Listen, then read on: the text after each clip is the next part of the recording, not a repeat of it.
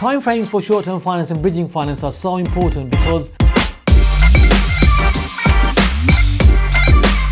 at the end of the day, like what I say, it's a short-term bridge, meaning that your finance has to be paid back in a timely manner and you need the next level of your financing. What are you going to do when that short-term finance is over? So let's discuss that time frame, which is so important, isn't it, right, when it comes to doing these types of deals. Now, the first time frame I want to share with you is the biggest mistake that many investors make, and that is they will typically take on a bridge for 6 months. Now, if you take on a bridge for 6 months, you typically find that no matter whether it's a buy-to-let project or a HMO or a permitted development or development for sure, it's going to take more than 6 months while you need that finance.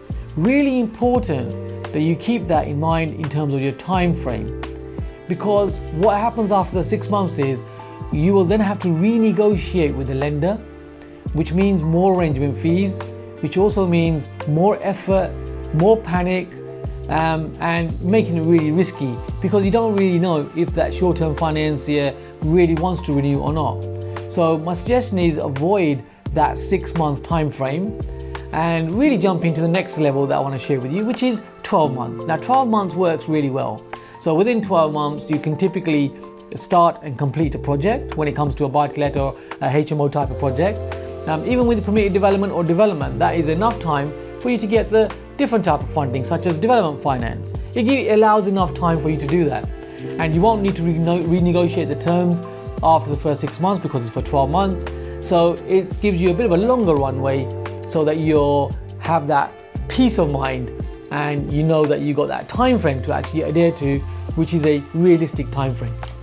Now, following this, another time frame that you want to be aware of is where projects are going to run longer than 12 months.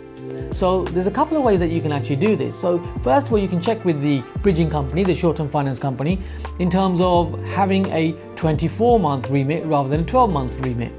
Now, it typically doesn't cost you any more. It's just a time frame that you've already agreed. So it gives you that extra peace of mind. So if you're into permitted development or development types of projects, or some form of commercial conversion type of project, you may find that that 12 months finance needs to be longer. So you can ask for these terms to be agreed right from the start. I hope you're enjoying these insights. Now, I'd love to hear your comments as well. You can click on that bell icon, get the latest notifications. Even I've worked out where that one is. And you can also subscribe to the channel. I'm doing a number of videos like this, informative, to help you to move forward in your property journey. And another key point that you really want to be aware of is what actually happens if you run over the time frame. So let's say you had that time frame of 12 months and it then goes over. Now that's happened to me a number of times as well. But what I always do is right at the beginning of the project, before you take the finance, you ask the short-term finance company, what happens after exit? What do you actually do? What happens if you go over time? Now, in my experience, what you'll find is that there are a number of ways that short-term financiers will actually work. Now, it's not regulated finance, it's unregulated finance. So what happens if it runs over your 12-month period, let's say? Then, what is the exit strategy? Are the short-term financiers, is a bridging company going to come along and repossess your property? You've got to be aware of that, right? Or is it the case that they're going to actually add an extra charge, or there's going to be a further administration fee that could be anywhere between 2 to 3%? Now, is that the case? Or if you're like me, the ones that you prefer is you check right at the beginning, of course, all of this, and you find out what happens if it goes over that period, like 12 months, and that might be that they add another 2 to 5% to the loan, which, to be fair, is pretty good actually, because it gives you that runway. Yes, you've got to pay another fee.